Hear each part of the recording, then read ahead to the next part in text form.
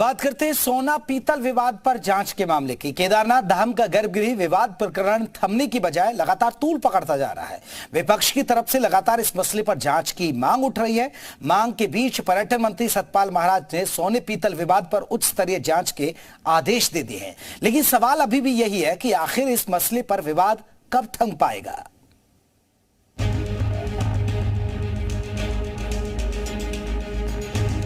केदारनाथ धाम के गर्भगृह में सोने पीतल का विवाद थमने का नाम नहीं ले रहा।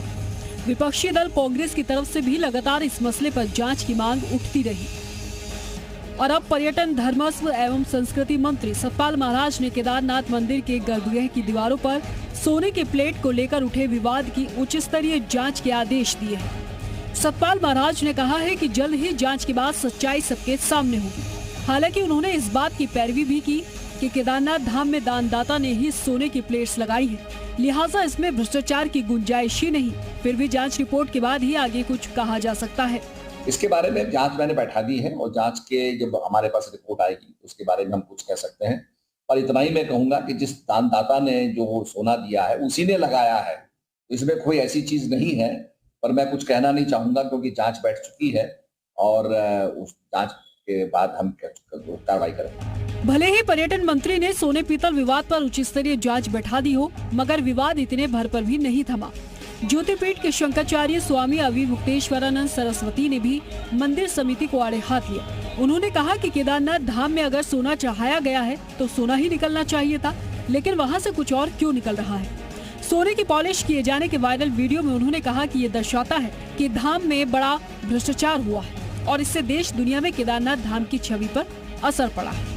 सोने की परत चढ़ाई तो सोना निकलना चाहिए था ना, फिर वो दूसरा कुछ कैसे निकल रहा है। तो बहुत बड़ा सवाल हो गया है। पूरे देश के लोग पूछ रहे हैं कि ये क्या हो रहा है, भगवान के साथ भी चल हो रहा है क्या।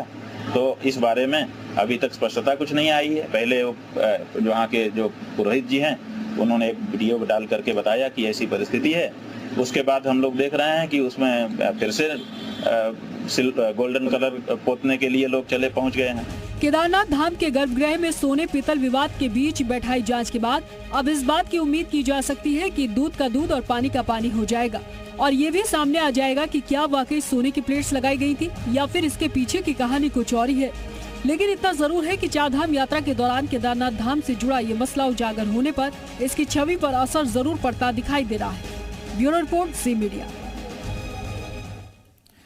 तो चलिए अब आपको हम कुछ अहम बिंदु बताते हैं इस विवाद के। दरअसल केदारनाथ धाम के गर्भगृह विवाद प्रकरण पर जांच तो बिठा दी गई है, लेकिन 25 अप्रैल को केदारनाथ धाम के कपाट खुलने के बाद जिस तरीके से हाल ही में एक के बाद एक विवाद केदारनाथ धाम में निकलकर सामने आ रहे, उससे कई सारे सवाल खड़े होते हैं। देखा जाए तो यात्रा सीजन में 3 बड़े विवाद हैं। जी हाँ, यात्रा सीजन में आप देखिए 3 बड़े विवाद। 25 अप्रैल को केदारनाथ धाम के कपाट खुले और यात्रा सीजन के में ही 3 बड़े विवाद सामने आ गए। तीनों विवादों में मंदिर समिति की भूमिका पर सवाल उठ रहे हैं। ये भी एक बड़ी बात है।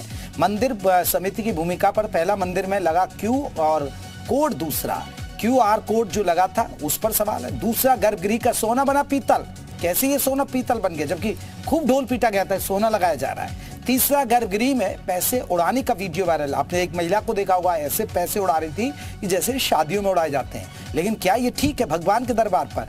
तो ये एक सबसे बड़े विवाद है जो हम आपको बता रहे हैं। मंदिर समिति की सफाई से विवाद भी अब ये थम नहीं रहे। ये 3 विवाद हमने आपको बताया, QR कोड वाला और महिला के पैसे लुटाने वाला और सोना कैसे बन गया पीतल।